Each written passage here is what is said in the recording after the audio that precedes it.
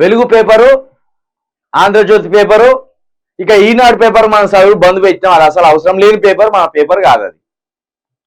ఈ వెలుగు పేపరును ఈ ఆంధ్రజ్యోతి పేపర్ రెండు కూడా కేసీఆర్ ని అటాక్ చేస్తూ కేసీఆర్ పార్టీకి ఓట్లు పడకుండా కేసీఆర్ చుట్టే ఈ 45 రోజులు వార్తలను తిప్పే ప్రయత్నం చేస్తారు.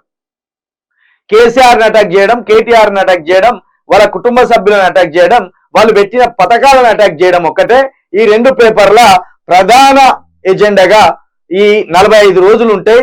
ఈ 45 రోజుల తర్వాత ఇక్కడ వీళ్ళు రాస్తున్న ఏ ఒక్క వార్త కూడా పడది. అది మీరు గుర్తుపెట్టుకోండి. ఇక దీన్ని బట్టి మీరు ఓట్లు ఎటేయాలో ఒక ఆలోచనతోటి ఉండండి. వెలుగు పేపర్ అందశ్రీ దంపతులను సన్మానించిన సీఎం.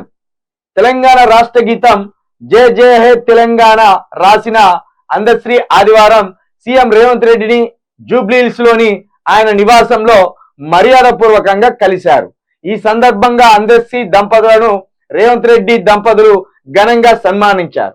అదే విధంగా సినీ గేయ రచయిత సుద్దాల అశోక్ తేజ, ఉస్తాద్ బిస్మిల్లా ఖాన్ అవార్డ్ అందే భాస్కర్ దప్పు వాయిద్యం, రాజ్ కుమార్ నాయక్ పేరిణి నృత్యం కూడా సీఎం ను కలిశారు. మొత్తానికి ఇక్కడ సీఎం రేవంత్ రెడ్డి గారు, అదేవిధంగా అందశ్రీ గారు, వాళ్ళ సతీమణి గారి పక్కన రేవంత్ రెడ్డి గారి సతీమణి గారు ఉన్నారు.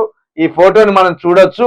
అందశ్రీ గారు నిజంగా గొప్ప పాట రాసింది. జయ జయ హే తెలంగాణ జననీ జయ కేతనం, ముకోటి దేవతలు ఒక్కటై, ముకోటి గొంతుకలు ఒక్కటైన చేతనం అని దాదాపుగా 18-20 చరణాలతోటి రాసిండట. 18-20 చరణాలు పాడుకోలేము కదా అని కేసీఆర్ దాన్ని 2 చరణాలుగా కుదించే ప్రయత్నం చేసిండట. ఈయనేం చేసిండు అందశ్రీ గారు, రచయితలకు కొంత తలబిరుసుతనం ఉంటది, ఆత్మగౌరవం అనుకున్నప్పటికీ వాళ్ళ ఆత్మగౌరవం కాదు కానీ వాళ్ళకు ఒక వెర్రి ఉంటుంది. ప్రతి రచయితకు ఒక వెర్రి ఉంటుంది.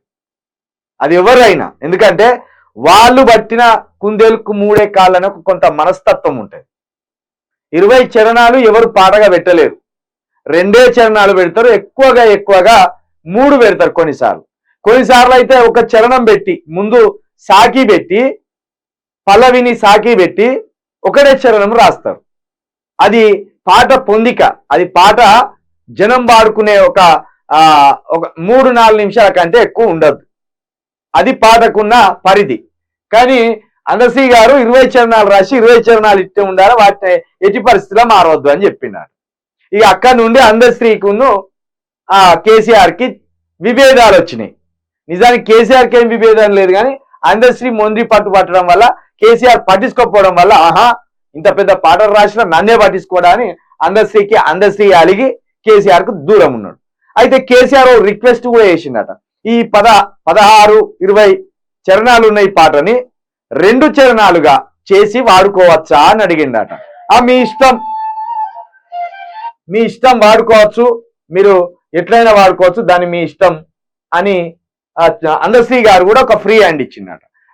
ఆ క్రమంలోనే 2 చరణాలలోకి కుదించి ఆ పాటని తెలంగాణ ఉద్యమంలో పాడుకున్నారు. ఇక అప్పటి నుండి అందశ్రీ కేసీఆర్ కొంత దూరంగానే ఉన్నారు. ఈయన ఎప్పుడు కూడా ముఖ్యమంత్రి దగ్గరికి పోలేదు, నన్ను ఇట్లా సన్మానించలేదని ఒక బాధ ఉన్నది.